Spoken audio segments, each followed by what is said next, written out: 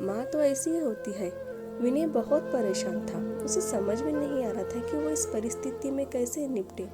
वो अपनी माँ को बहुत चाहता था, किंतु उसकी पत्नी और बच्चे उसकी माँ से बहुत दूर भागते थे, क्योंकि उसकी माँ की एक आंख नहीं थी, साथ ही साथ कमर भी झुकी थी। वैसे वो अपना काम सब खुद कर लेती है, किंतु फिर भी वो उसकी पत्नी और बच्चे के लिए हमेशा खटखटती है।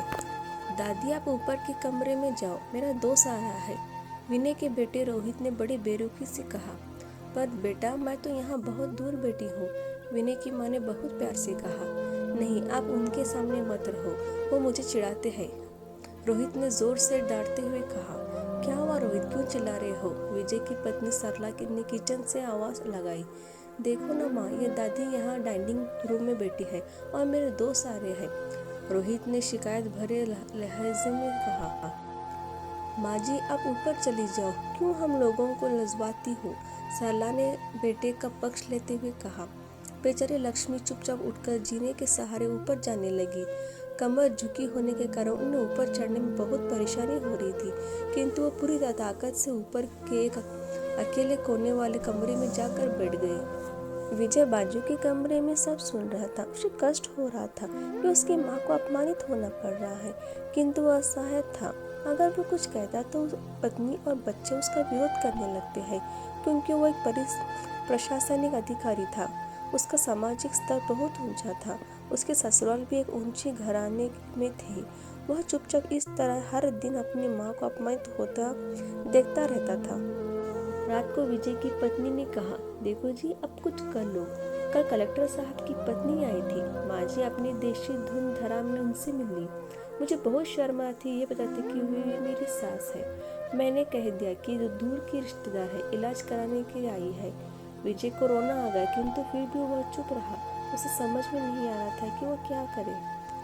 अपने बेटे की मन स्थिति को लक्ष्मी अच्छी तरह से जानती थी और बेटे को कोई कष्ट न हो इसलिए वो हर बात चुपचाप सह लेती थी। विजय बहुत उदास रहने लगा। एक तरफ परिवार और सामाजिक स्तर पर जीने की प्रतिबद्धता थी, तो दूसरी तरफ और माँ। आखिर माँ ने अपने बेटे की यह हालत नहीं देखी गई।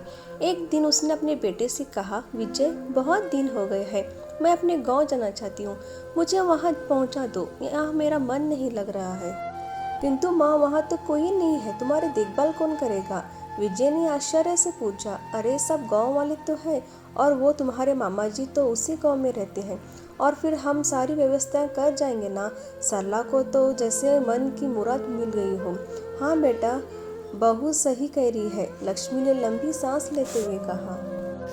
विजय जानता था कि गांव में उसकी मां की देखभाल करने वाला कोई नहीं है, लेकिन अपनी पत्नी की जिद के कारण वो अपनी मां को गांव छोड़ने पर विवशा हो गया। मां को गांव छोड़कर आते वक्त उसे रोना आ रहा था तथा अपनी बेबसी पर गुस्सा भी आ रहा था, किंतु परिवार, पत्नी और समाज ने उसे इन मनोभावों को दबा दिया और वो सुकून सा महसूस करने लगा।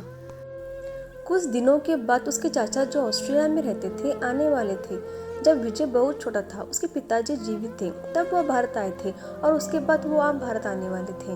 पूरे परिवार और आस पड़ोस के बहुत उत्साहित थे। ऑस्ट्रेलिया से विजय के डॉक्टर चाचा आ रहे थे। डॉक्टर राजेश ने जैसे ही घर में कदम रखा, सबसे मिलकर बहुत उत्साह से उनका स्वागत किया। क्यों विजय, भाभी नहीं दिख रही, कहाँ है? डॉक्टर राजेश ने पूछा। जी, वो गांव में रहती है, यहाँ उनका मन नहीं लग रहा, सरनाल ने सपाट लहजे में उत्तर दिया। डॉक्टर राजेश ने विजय की ओर देखा तो विजय ने अपनी आंखें झुका ली। डॉक्टर राजेश सब समझ गए। बोले, कल हम भाभी से मिलने गांव चलेंगे सब लोग। दूसरे दिन सभी लोग गांव के घर में पहुंचे। देखा कि लक्ष्मी को बहुत तेज बुखार है और वो पलंग पर असहाय पड़ी है। डॉक्टर राजेश दौड़कर लक्ष्मी के पास गए, उनके पैर छू कर रोने लगे। लक्ष्मी की यह हालत उनकी कल्पना से परे थी। वाह बेटा विजय, तूने तो नाम रोशन कर दिया। अपनी माँ की यह हालत देखकर तुझे तो शर्म भी नहीं आ रही होगी। डॉक्टर राजेश ने विजय को लगभग डांटते हुए कहा।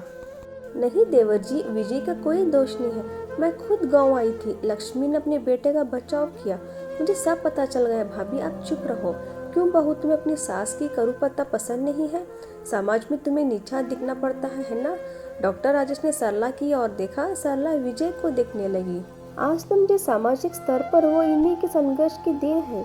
और बेटा विजय, तुम्हें शायद मालूम ना हो कि बचपन में जब तुम 1 साल के थे, तब तुम छत से नीचे गिर गए थे।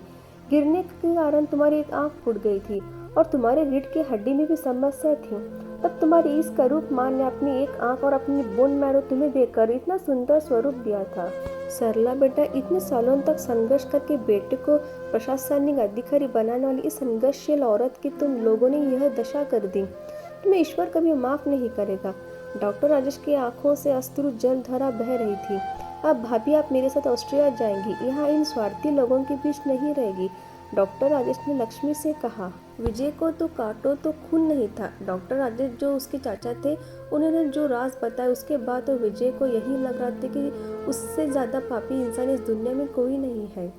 वह दौड़ते गया और माँ लक्ष्मी के कदमों से लिपट गया। माँ, मैं आपका अपराधी हूँ। मैं जानबूझकर चुप्पी साधे रहा, आपकी अपमान करवाता रहा। अब सिर्फ आप ही उस घर में मेरे साथ रहोगे और कोई नहीं। विजय ने आग्नेय दृष्टि से अपनी पत्नी और बच्चों को देखा। सरला को भी बहुत पछतावा हो रहा था, किंतु उसकी हिम्मत नहीं हो रही थी कि वो लक्ष्मी से आंख मिलाए। लक्ष्मी और सरला की मन स्थिति को समझकर उसको चुप कराते हुए अपने पास बुलाया और विजय को डांटते हुए कहा, खबरदार, जो मेरी बहू को मुझसे अलग करवाने की कोशिश की तुझे मैं इस घर से बाहर निकाल दूंगी। सरला और बच्चों ने लक्ष्मी के पैर पकड़ते हुए अपने व्यवहार पर माफी मांगी और माँ का हृदय ने सबको माफ कर दिया। Please subscribe to channel.